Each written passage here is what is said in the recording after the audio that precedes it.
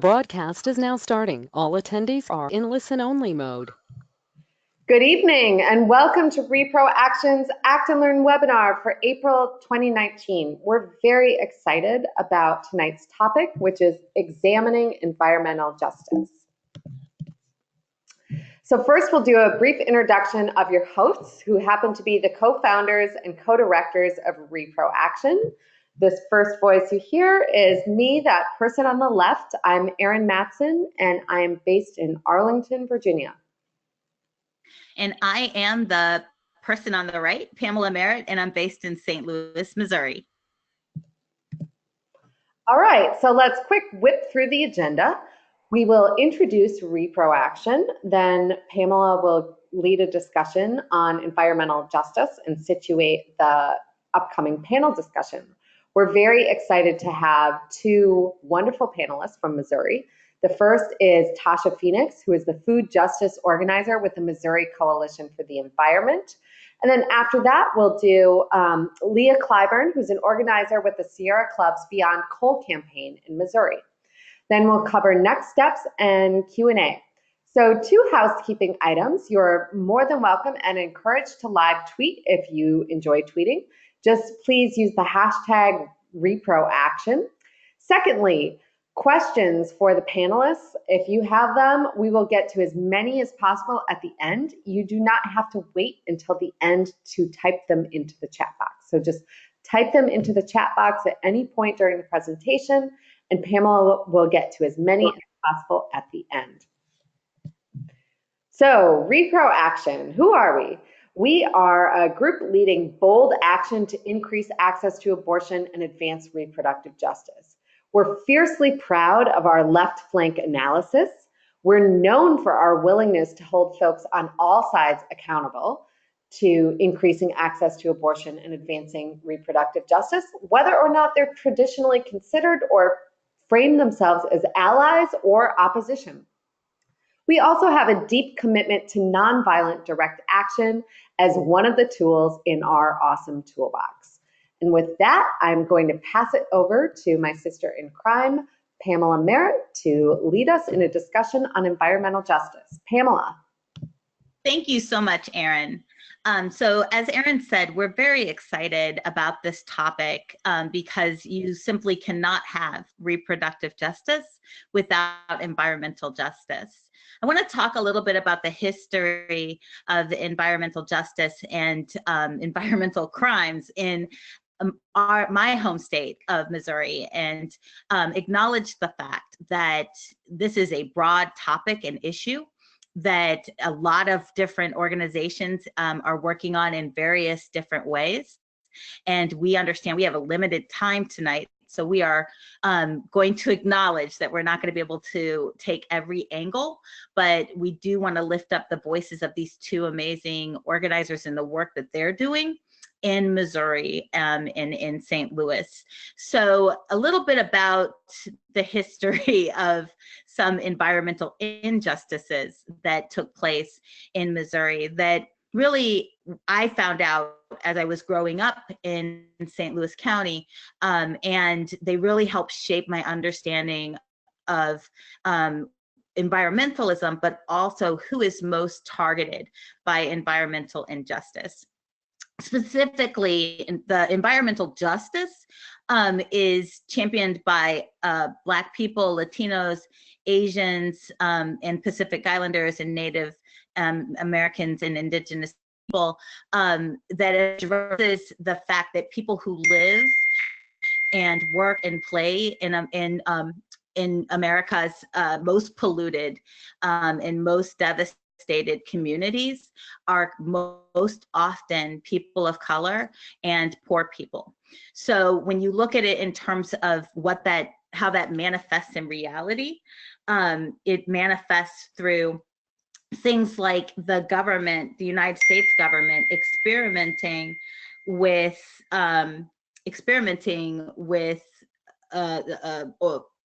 government housing project that became famous through a documentary called The Pruitt-Igoe Myth. Pruitt-Igoe was an amazing attempt to provide affordable, low-income housing in St. Louis City. And it was a wonderful concept that was very quickly underfunded.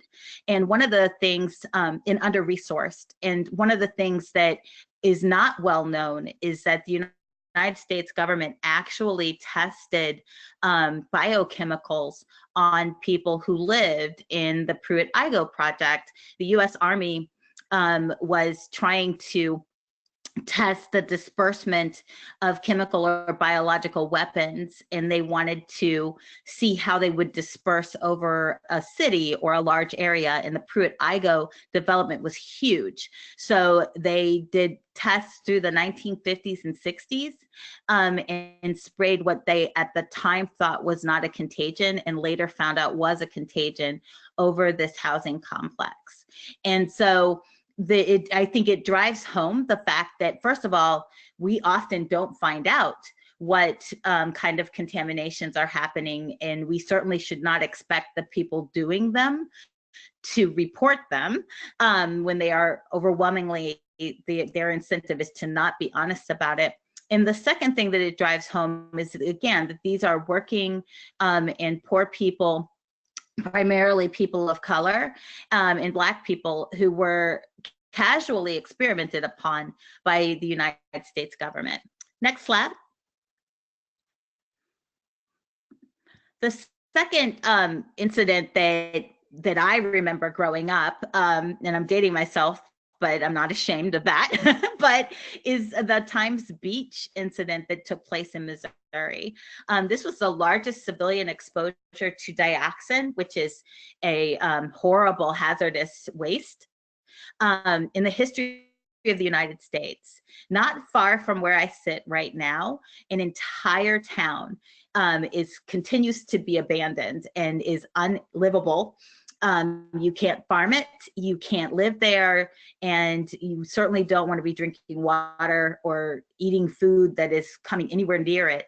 And it's Times Beach, where that people, it's a ghost town, it's 17 miles long, and was contaminated through the deposit of waste from a manufacturing.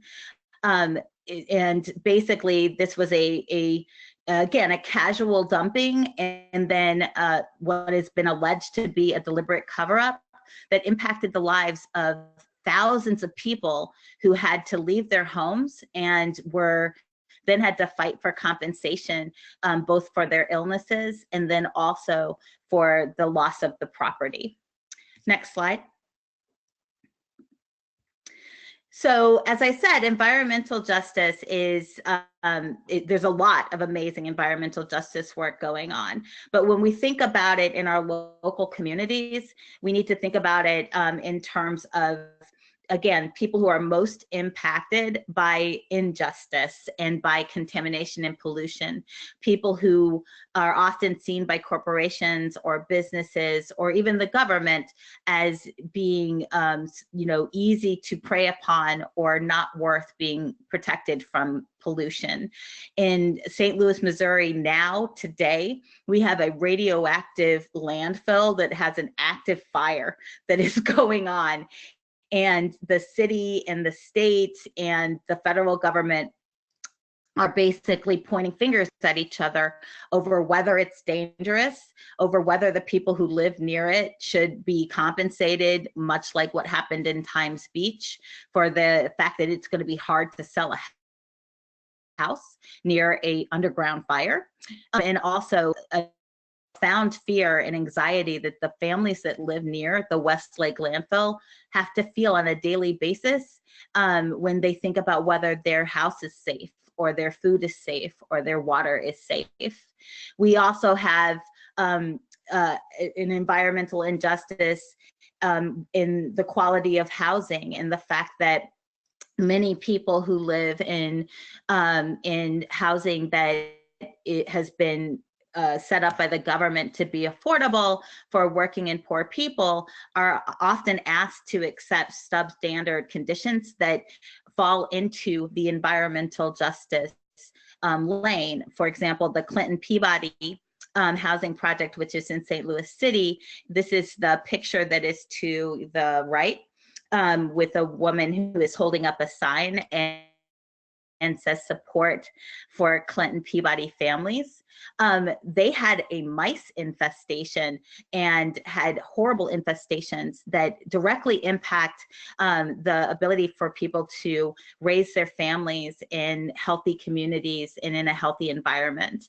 And they had to fight and are continuing to fight to get the government to, actually clean up the Clinton Peabody development.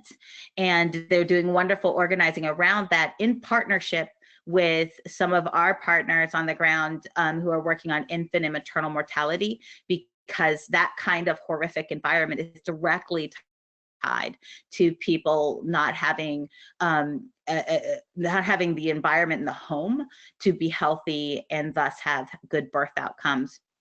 Then we all know the bottom picture to the left about the horrific injustice in Flint, that people in Flint, Michigan were exposed to high lead levels. There are no safe lead levels in water, and that they have still not addressed this.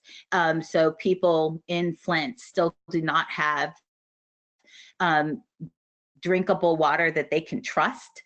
And we are only just now starting to see people held criminally responsible for that. And if it had not been for activists on the ground and some wonderful scientists, we would never know about the Flint water crisis.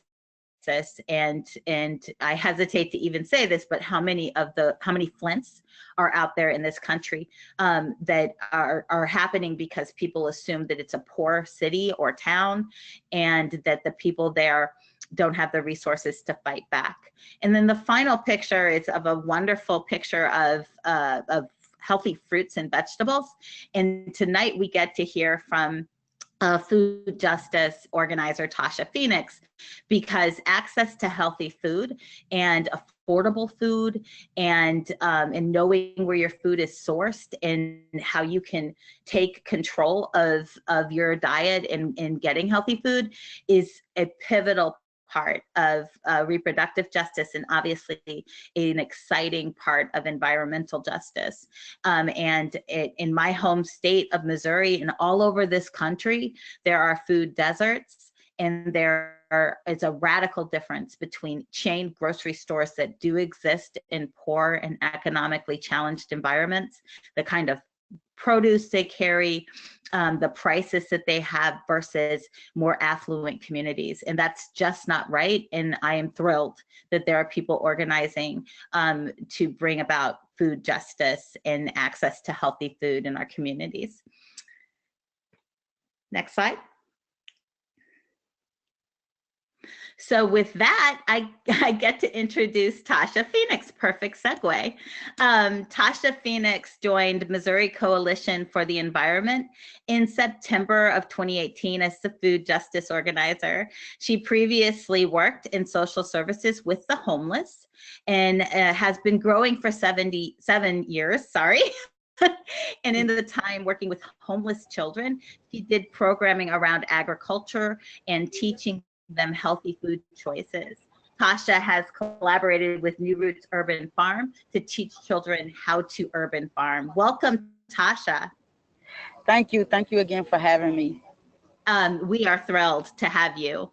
So my first question is, how do you define food justice, and why is it critical to environmental justice?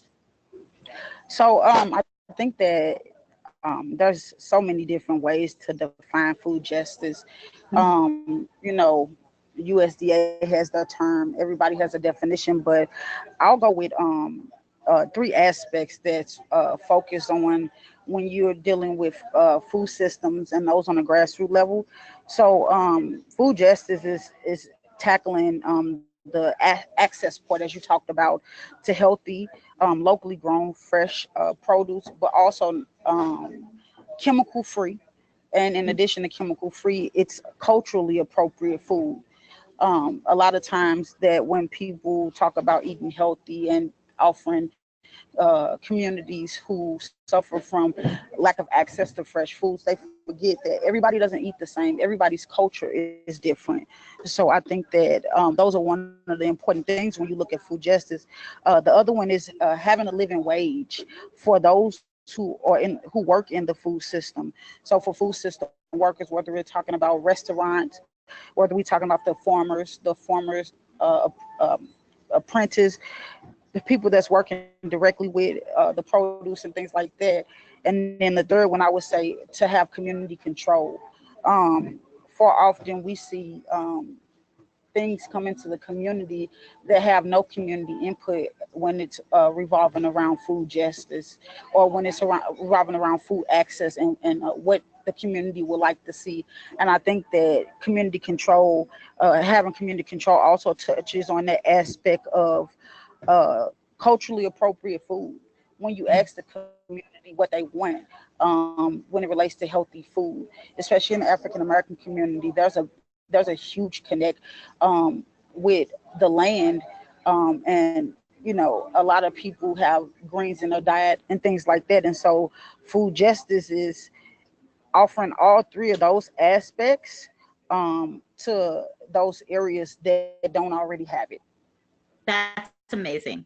I love that focus on culturally relevant food, because I know that I have personally encountered the struggle and a challenge to incorporate different foods into my diet that I wasn't raised with, right? So thank you for that. My next question is specific to your work with Missouri Coalition for the Environment.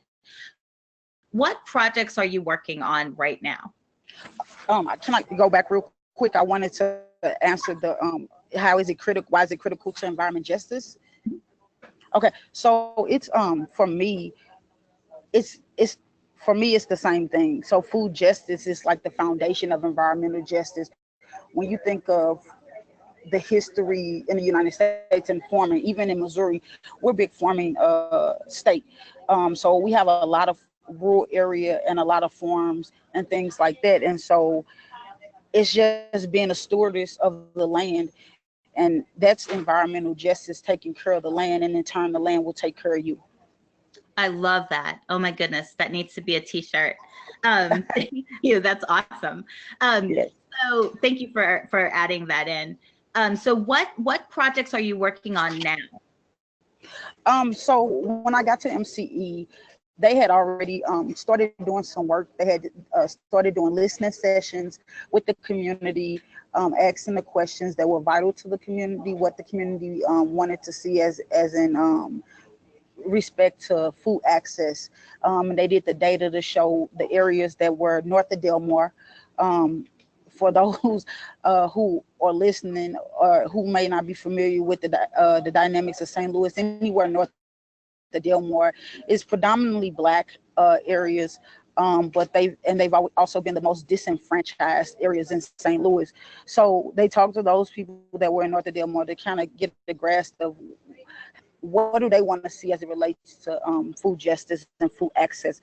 So when I came in, I looked at that, and I looked at what the community has said in those listening sessions, and then I looked at the strategies that we were working on. So the first thing that I was tasked with was creating a board. It's called the Food Equity Advisory Board. And so when I was doing the board, and I was looking for the people to be on the board, I was hitting a brick wall because I was going to community meetings and I was sitting there. And so I had a conversation with my supervisor, and I was like, the people that need to be on this board aren't at the community meetings. They're actually in the community doing the work.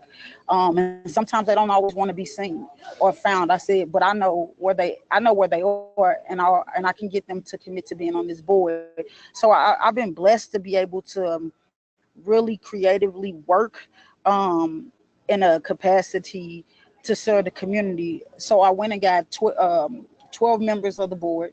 12 members from the community that are working on food justice in some way.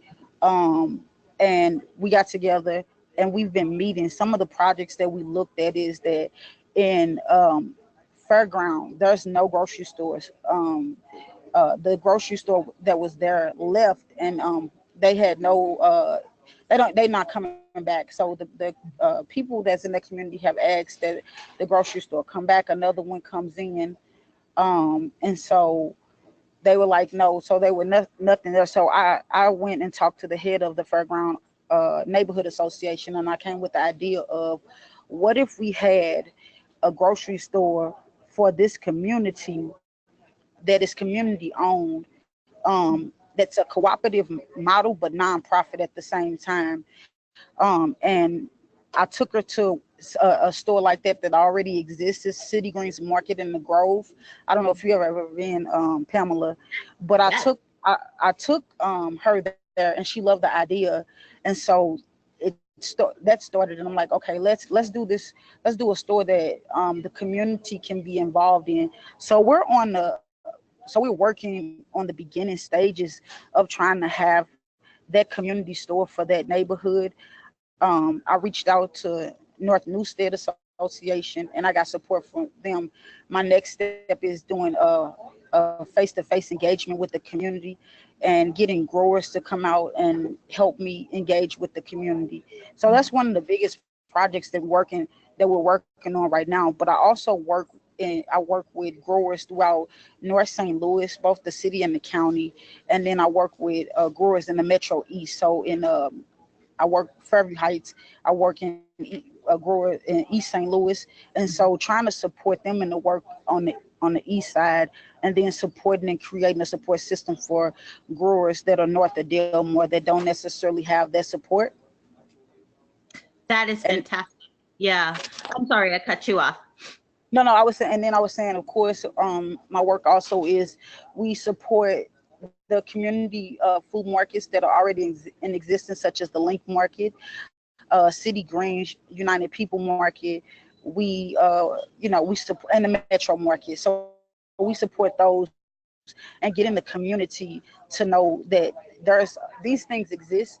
I think that the community, some of the community is aware that it exists, but trying to figure out when are they available, and where are they located. So making sure that the community is aware that these stores exist. And this is like, so for the Metro Market, it's the bus that comes into the city and North County, and it goes around to different locations. So making sure that people know the times and the dates, and making sure that information around food justice is out there. And then also connecting growers to resources to be able to give them the help and support they need to expand their market. And then also to be able to help them transition from being growers into making value-added products for the community. There's a lot of the growers that I work with, they're growing for the community, and they're doing it working 40-hour jobs. And so they're dedicated to this, and we just want them, to find the resources that they need to be able to extend growing seasons, complete growing seasons, and offer people healthy, affordable food. That is phenomenal. And I just want to lift up that I am so inspired by the creative thinking around the Metro Market, which is a bus that drives around to places that are food deserts or don't have access to fresh food. And I think that's such a brilliant solution. It might not be the long-term solution, but it's working the problem. So I applaud that work. So this popped in my head, and I have to ask you from your bio that you had worked with youth and with children, teaching them about urban farming. And I love the idea that you are helping to build the next generation of urban farmers. Can you talk a little bit more about that? Yes. So I had a relationship with New Roots for a long time. I would go and volunteer and work with them and things like that. And so when I was working at Gateway 180 shelter, homeless shelter, and working with the youth.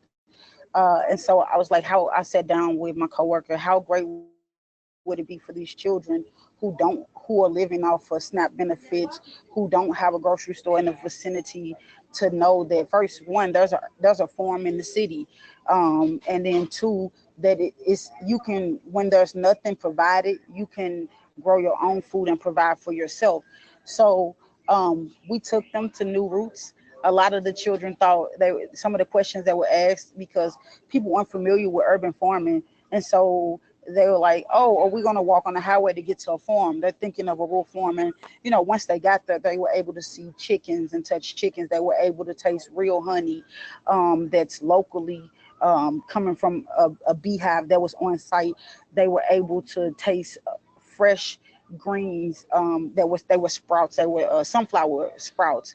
And so after that, we would bring the children weekly to come in to learn just different techniques and to volunteer and help out. I love that. Oh my goodness. I'm just stunned. That's amazing. And that had to be such fulfilling work. So thank you for that.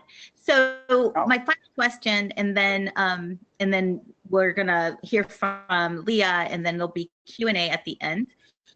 So if folks have questions for Tosha or for Leah in a little bit, please do add them in on the question tab on your GoTo webinar control panel. But my final question to you, Tosha, is how can people plug into food justice work in their communities? So locally for St. Louis, we have, for any businesses, nonprofits, or government agency, we have something called the St. Louis Food Policy Coalition, that's working to create a thriving local food system in St. Louis that's really the basis of food justice. So if anybody wants to get involved, that's on a nonprofit, governmental, or a business level, they can get in. They can go to MCE, moenviron.org, and put in food and farm in the search bar, and it gives you some of the things that we're doing, but how to reach out to all of us, our number, my supervisor's number, my coworkers' number, as well as mine. And then also for those in the community, the Food Equity Advisory Board has a Facebook page. You can add yourself to the St. Louis Food Equity Advisory Board for updates of upcoming different events throughout the community that people can get involved in and see. And then we're also still working with growers. Look for your local grower and see what help they need. Do they need volunteers, to get the produce out? A lot of times it's just about going up to the grower in your city and asking them, do they need help? Because a lot of times they're doing the work, and they're doing it to provide for the community what's missing, and they need help. Growers need help. Fantastic. So that's the best way to get involved. Yeah, that's fantastic advice. I love that. And so thank you so much. If you'll hold on, Tosha, till the end, where I know we're going to have questions for you. And with that, I'll hand it over to Erin. Thank you, and thank you, Tosha, as well. So I'm pleased to introduce Leah Clyburn, who is an organizing representative to the Missouri Beyond Coal team at Sierra Club in St. Louis. Her main focus is moving Missouri to 100% clean energy through a more racially equitable lens. Throughout her career, Leah has mobilized various communities across Missouri around social justice, labor, education, advocacy for individuals with disabilities, reproductive justice, and women's leadership. Leah has received training from Camp Wellstone, Groundswell Fund, Sister Song, Jobs with Justice, Gamaliel, and the CBC Institute. She's also alumni of the National Leadership Council St. Louis chapter. Leah's driving force is centered around her belief that all the eye can see and not see on this earth is a gift. We all have the privilege to care for and preserve with the utmost respect and reverence. Leah feels honored to be able to live out her values as she fights to close down the coal plants in Missouri and throughout America, while diversifying not the message, but the voices of the people who are calling for change. She likes running to the river. She's a total foodie, family, friends, fashion, her dog Biggie, who also likes the river, Toastmasters, anime, sci-fi, not scary, and fantasy kung fu. Leah, that is a fantastic bio, and we're so glad to have you join us tonight. Welcome. Right on. Thank you. Thank you. Awesome. Well, let's dive right in. So tell us about the Beyond Coal campaign in Missouri, and why does it matter, and what communities are most impacted by coal pollution? Yeah, so the Beyond Coal campaign pretty much was really put in full activation after the Paris climate agreement was, put on halt after 45 kind of did his thing. So then it came up to the cities and states across the country who said, you know what, this does not represent our views, our values, and so we will take up this task, this initiative to reduce our carbon footprint. Basically, at the end of the day, we're in this critical point in all of our lives that if we don't reverse the state that we're in, then we are gonna be having a new accessory, which is going to encompass face masks and different kind of breathing utensils in order for us to live our active daily lives. So our hope is that we reduce our carbon footprint here in Missouri by 2035 by the reduction by increasing the use of clean energy resources such as solar and wind energy, and also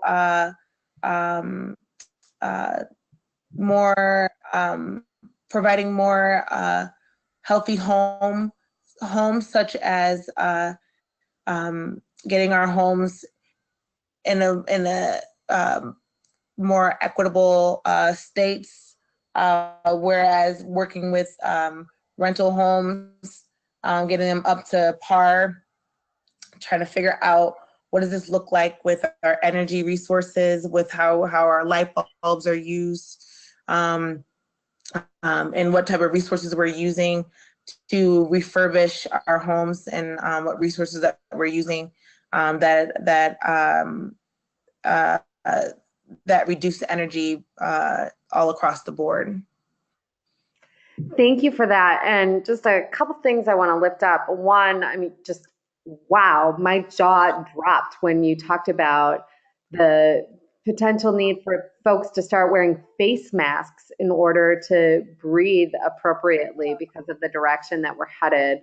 And I just reflect to your love of sci-fi, which I share with you, and it's like, oh my gosh, keep that on the screen and out of our lives.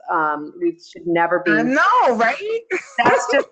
That's just mind-boggling and horrifying. And then my other question is, if you could just briefly define for folks on our call who might be less scientifically inclined, what is our carbon footprint, and what is that, and how does that connect up, and why does it matter? Okay, so from things like, all right, so right now, okay, for example, in the state of Missouri, we use 80% of our electricity is made from coal, right? That's unnecessary, right? Our resources could totally be reduced. We could reduce that by encouraging our utilities to other resources. And, it's basically we are the customers who are asking our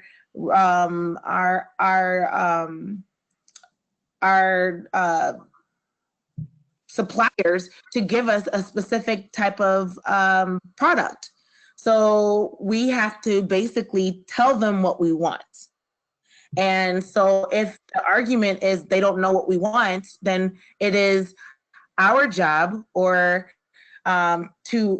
to raise the influence or to educate the community that these are the effects of smoke, right, which is smog or smoke of the burning ash, right? So the burning ash, which is the remembrance of coal being burnt from the plants that is being used in order for us to have electricity. Also from the idling from our cars or school buses. I know that was a big thing last year, especially in St. Louis. In areas where that happened, that's been happening a lot, where that was happening a lot was over in North City, where even today that is still, North City is still considered holds the highest level of smog, smog levels in the state of Missouri, where we scientific, it says smog, but for like indicators, really, when you think about it, think of asthma, right? When you step outside and you can't breathe, right? That's smog. That is the thickness, that is the pollution in the air. That's what's causing you all those particulates in the air. That is hard for you to breathe. That's not right. Right? And so people should be asking why, right? Instead of being like, oh, we just live in Missouri and Missouri's in the middle of the state, right? Like all these things that we're told, that's not necessarily true. And we could actually do something about it, right? And where are these things happening? Well, they're happening, so people in St. Louis, right? So North City, which is predominantly African American, and also where a lot of our brown immigrants are also placed, and then which is like northern, like the northern ridge of our or the western ridge of our southern side of the city, and then also rural Missouri, where they get coal ash pits, which is after the coal is burnt, the coal has to be flushed out of the coal stacks, and this super hot water has to rush through this has to rush through and clear out all of the remnants of all the soot, and then it's drained out, right? And as it drains out, it goes into somewhere, which is into this unlined pit. Well, these pits are located in porous locations, which is ideally swamp-like land, right? Which is rural Missouri, or where like Franklin County, Missouri, which is like flood areas where it's known to flood, right? Geographically in Missouri, that's our floodplain area, right? And it's also along the Missouri River. So the coal ash goes in one side, and the hot soot water goes into the Missouri River, right? So now we have the land is soaking it up.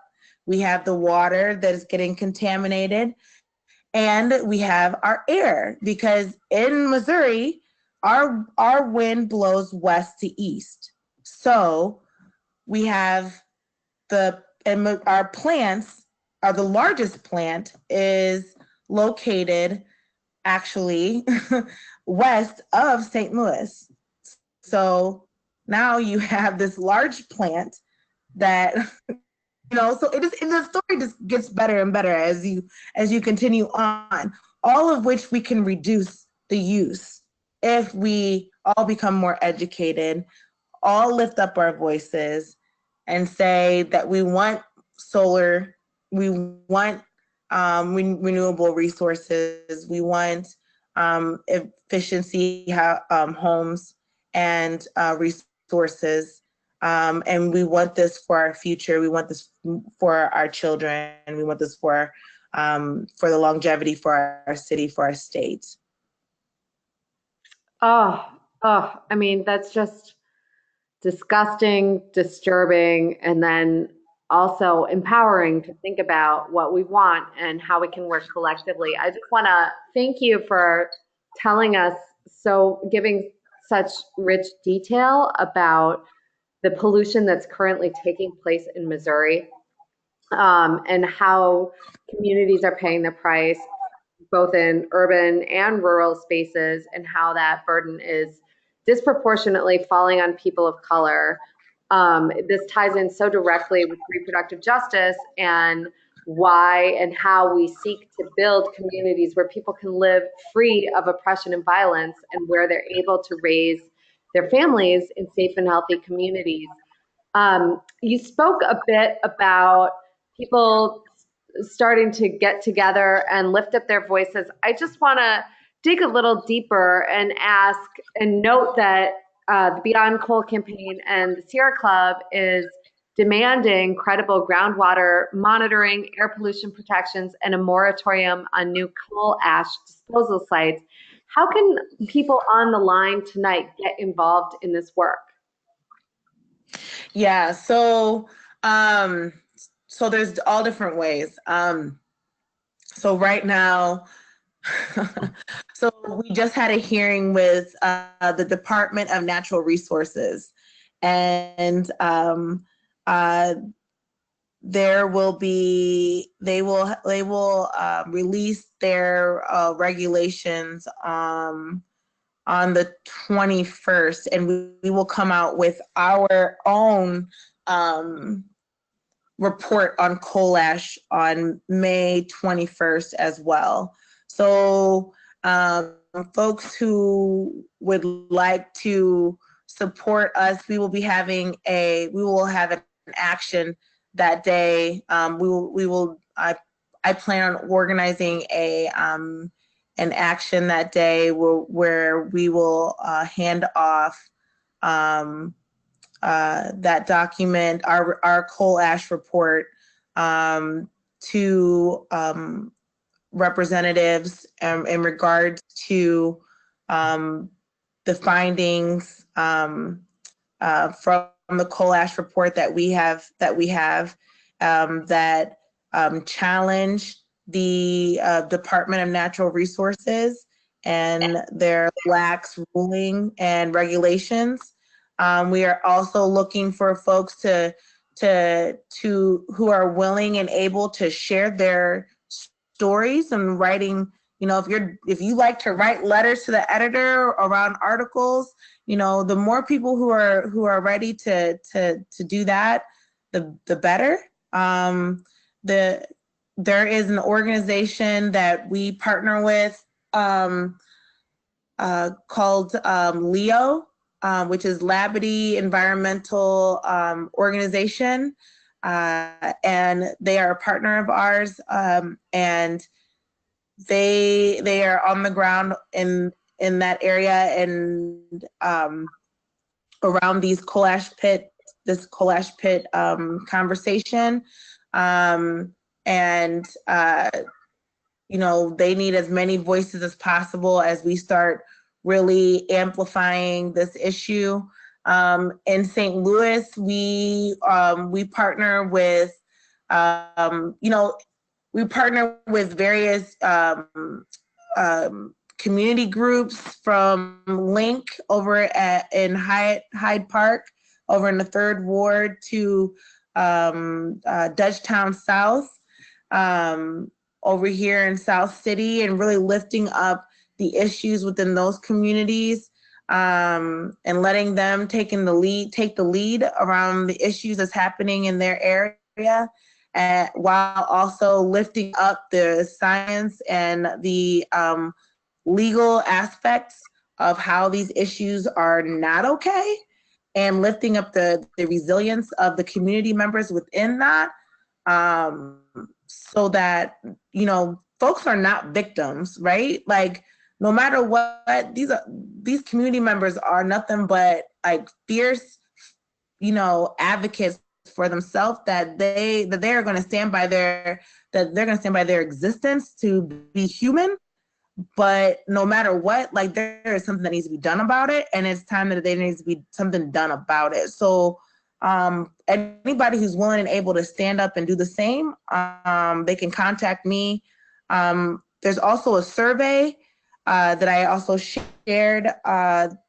We got the city to declare they were ready to move to 100% clean energy. And so if you live in the city, to fill out this survey as well and let your voice be heard this way. It's just a constant of just getting your voice heard. Because this is how we're gonna do it. It's just constantly like not letting up. Thank you, Leah. You know, persistence is what gets the goods. Direct action is what gets the good. I was pumping my fist when you were talking about action, and storytelling is another major part of what we do. I just want to encourage all of our listeners who are in Missouri to please reach out to Leah and go get it done together. It is always the right time to do the right thing. And for those of our listeners who are not based in Missouri, we are a national organization. Encourage you to look into the Beyond Coal campaign that exists elsewhere as well. So please thank you so much, Leah. Please put in your questions for Leah into the chat box. We'll get to as many of them as possible at the end. And I'm going to move us along in our agenda. So please sign up for our list at www.reproaction.org. That is how you don't miss a single thing that comes out of this organization. So including our monthly Act and Learn webinars, you will never miss an invitation if you sign up for our email list. So please do that if you have not already. And please also follow us on social media. We are Reproaction on Facebook, Twitter, and Instagram. And please save the date for our next Act and Learn webinar, which is going to be fantastic. It is going to be healthcare discrimination and disparities faced by the LGBTQ community.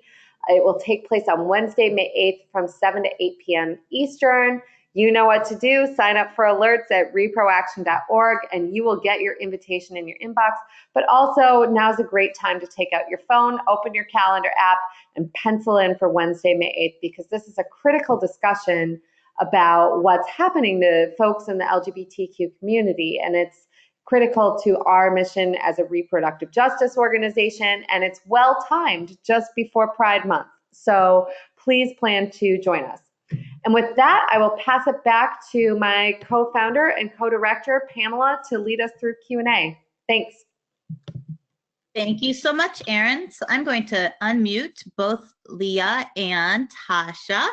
And we do have a couple of questions. This one is actually a very interesting question that I think, the first one that comes up a lot when talking about environmental organizing. Specifically talking about what tools and then also how environmental organizations work to integrate family planning into climate change campaigns or the discussion.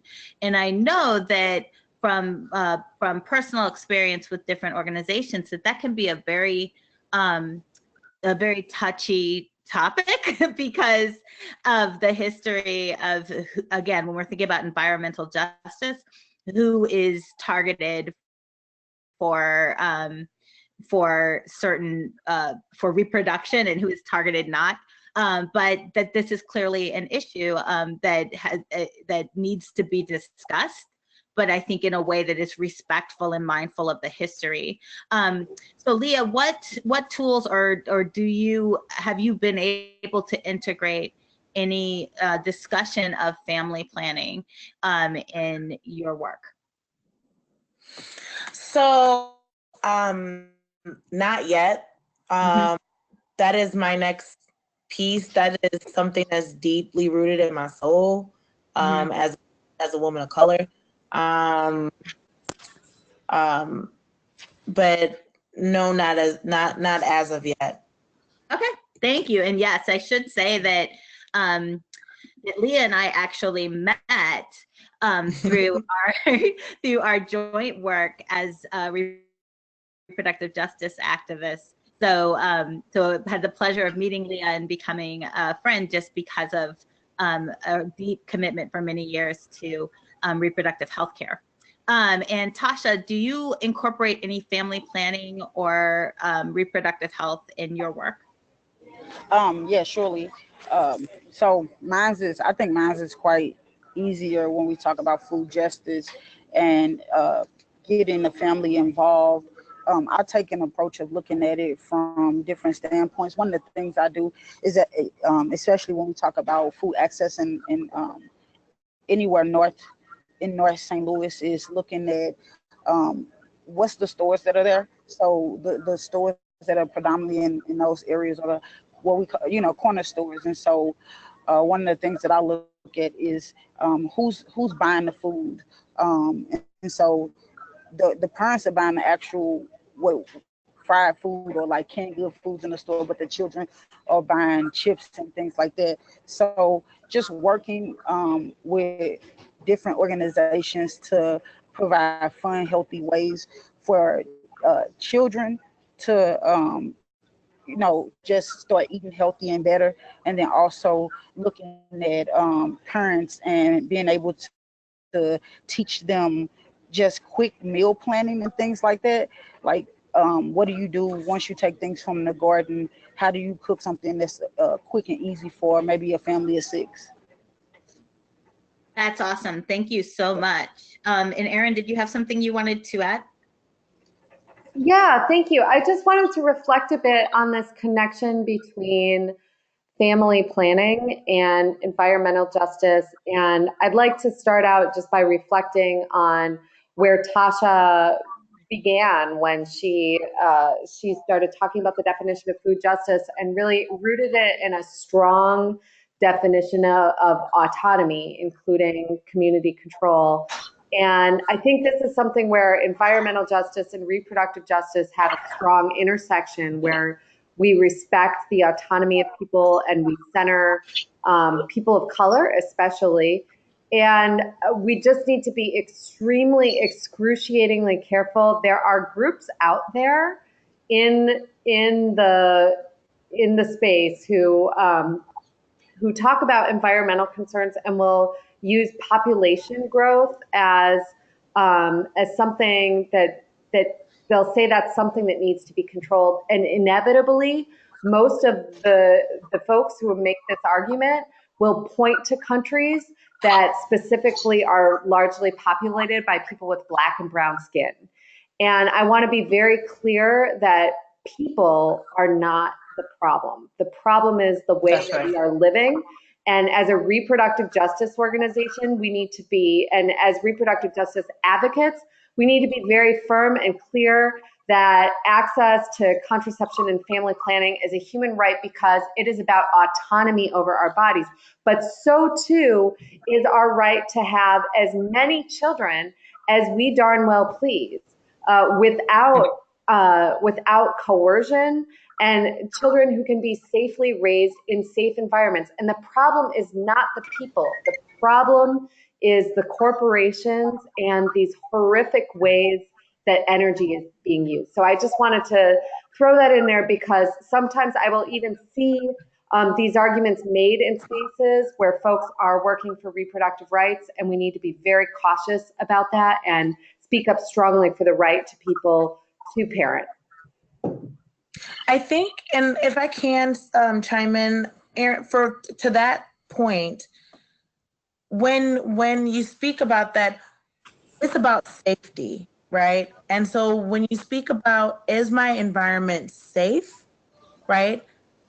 And environment is what's around you. So just because of your family structure, whether you have 2 or whether you have 10 people, that does not make your home, does not define whether your home is safe or not safe, or your air safe or not safe. The is exactly what Aaron said about these factories that are burning this, that are targeting these communities, this is an international issue.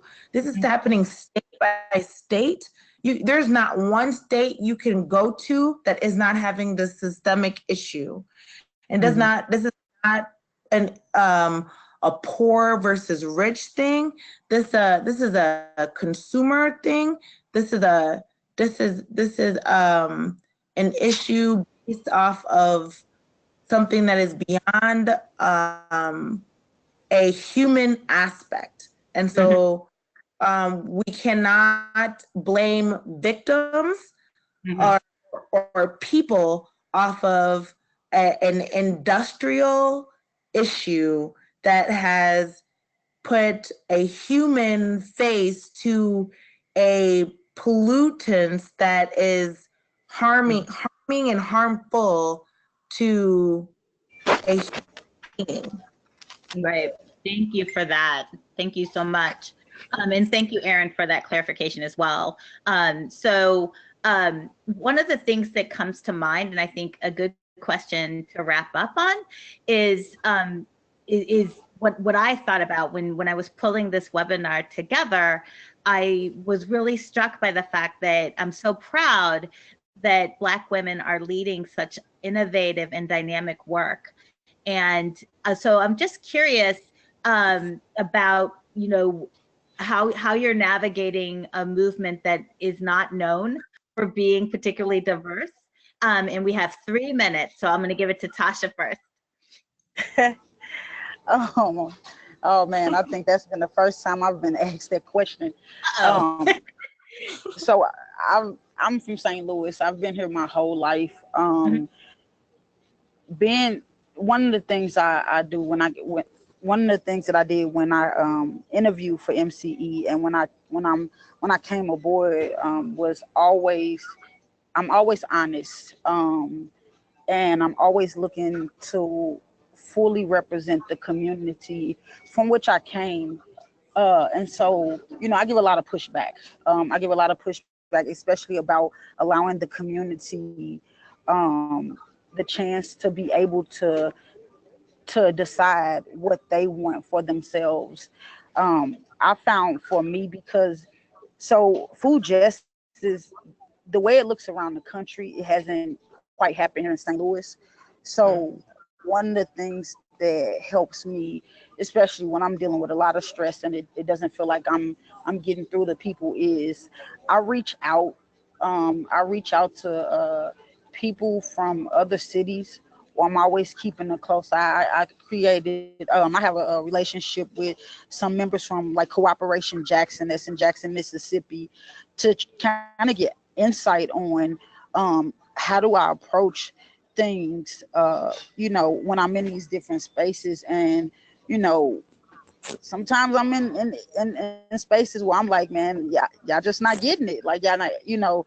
And so when you see those spaces a lot of times, especially in St. Louis, sometimes it's hard. And so I'm always reaching out to people in other areas. Recently, I was able to connect with Pandora Thomas, who's a permaculture teacher, and been able to build with her and, you know, just get an understanding of how do we tackle these issues in areas like St. Louis. That's great advice, and thank you. Leah, you have 1 minute. Well, I can make it short. Well, Pamela, you know, you've been my mentor forever. Since I've been doing this work for almost what feels like almost 10 years. But like, to be completely honest, I've now gotten to the point I am unapologetically like in folks' face telling them that just because I don't sound like you doesn't mean that my message is anything different than yours. And so it comes straight from the heart. It is straightforward and very clear. And so if you're not listening, it's because you don't want to. And because if you were, then you would hear the same outcomes, the same definition. It just sounds differently. And so I always I am not afraid to agitate. Love it. My work has been successful. Clyburn and Tosha Phonix, thank you so much for joining us and for your amazing work. This has been a true pleasure. Yes. Thank you. Have a great evening. Thank you. And thank you to our attendees as well. You can see us at reproaction.org on the web, and you can always reach us at Reproaction on Instagram, Twitter, and Facebook. Thank you, everybody, and have a wonderful evening. Bye. Bye.